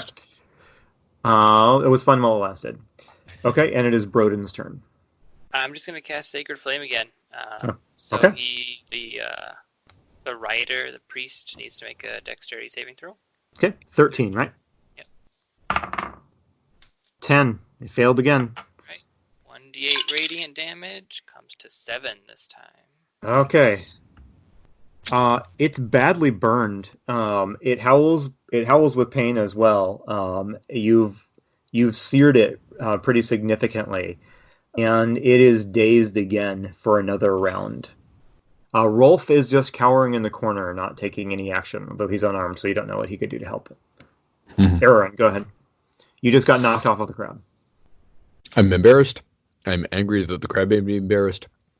No crustacean makes a fool out of me. I'm going to use the last rage that I have of the day, and I'm going to go swinging in at its legs. Okay. Go ahead. Armor class 15. Success. That is a rolled 18. Okay.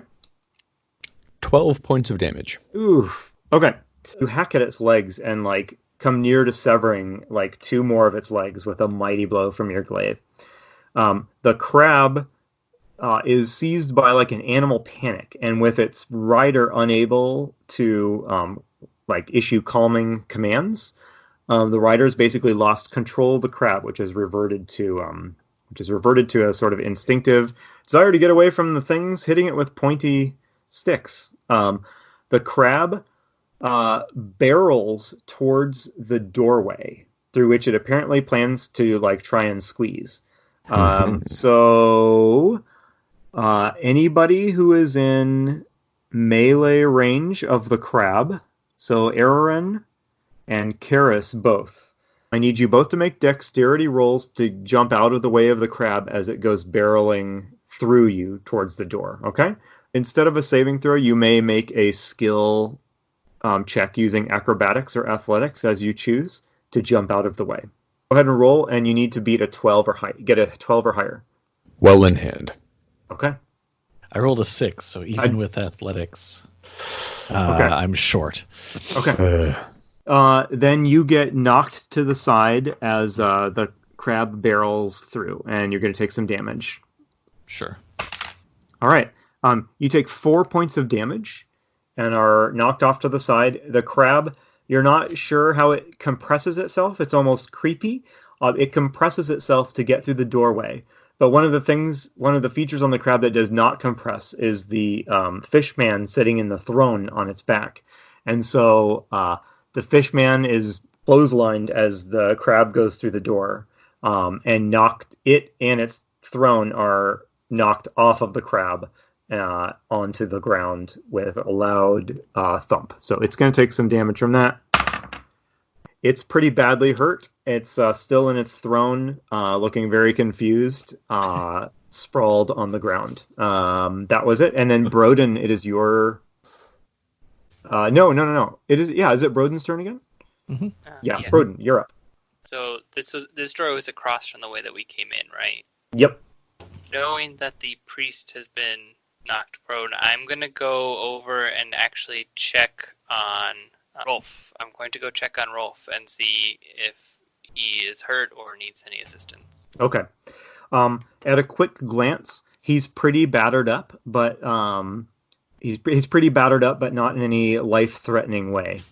He probably wouldn't have done too well had he been dropped down the well, which was going to be his fate in a round or two. As was Karis. Man, that was going to be really good, but then you ruined it. But no, he's doing all right.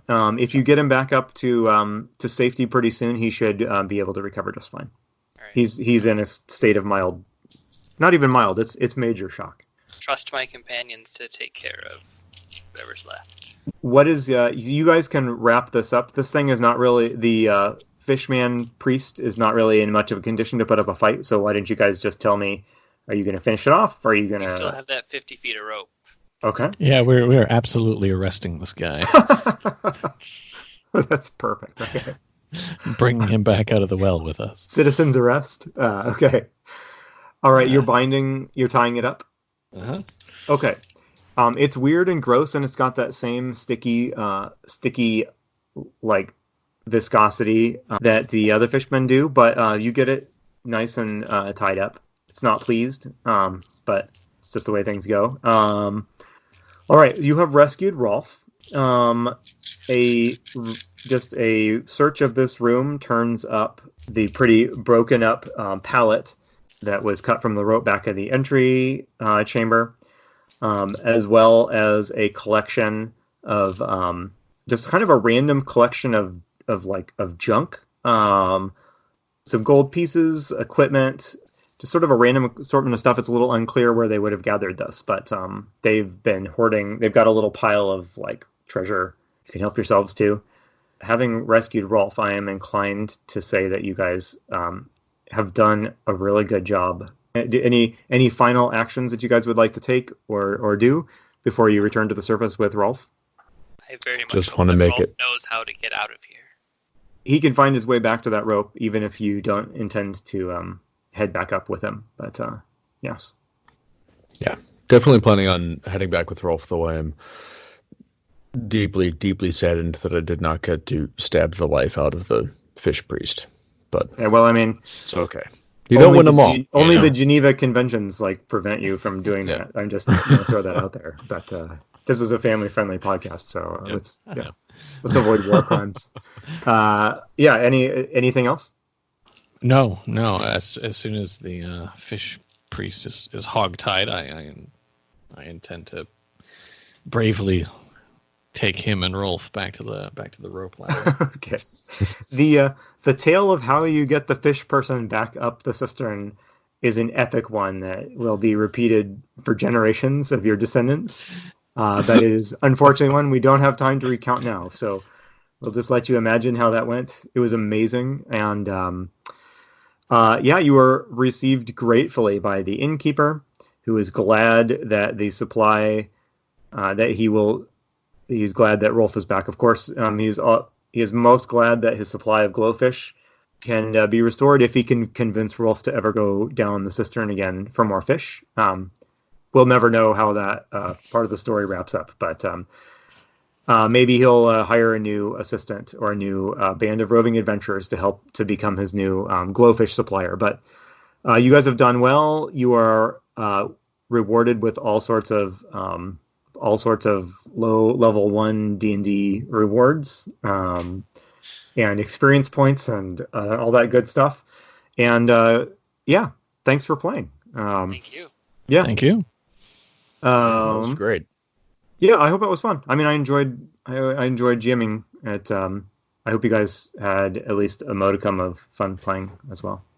And it was fun to take that dungeon for a spin. You guys kind of went in the direction that took you right to the final encounter, which worked out pretty well for like the time limit here. But if you had gone left instead of right, there was big section of dungeon over there. But that's the way it always goes with these things. So this has been a special and kind of weird episode of Roll for Topic. When this airs, if you're listening to this right when it comes out, I think the holiday of Christmas will have recently come and gone, so we hope you are having a happy holidays. And I want to thank each of my guests here, Brandon, Matt, and Aaron, for taking a couple of hours out of their lives to run through a silly dungeon that we made. So thank you very much for listening. Thanks to my guests for playing. Have a great time. And Chris is not here to say his little cheesy goodbye thing. I'll try and remember it. If your players are having fun, you're a great GM.